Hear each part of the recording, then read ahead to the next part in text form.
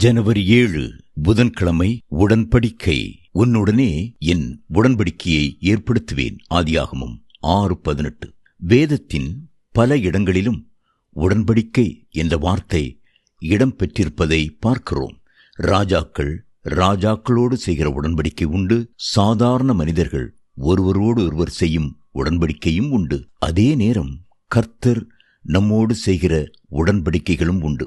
ஜலப்பிரளயம் முடிந்து பேழையிலிருந்து வெளியே வந்தவர்களை கர்த்தர் அன்போடு நோக்கி பார்த்து, நான் உங்களோடும் உங்களுக்கு பின்வரும் உங்கள் சந்ததியோடும் உங்களோடே பேழையிலிருந்து புறப்பட்ட சகல ஜீவ ஜந்துக்கள் முதல் இனி பூமியில் உண்டாகப் போகிற சகல ஜீவ ஜந்துக்கள் பரியந்தம் என் உடன்படிக்கையை ஏற்படுத்துகிறேன் என்று சொன்னார். ஆதியாகமம் 9:9-10.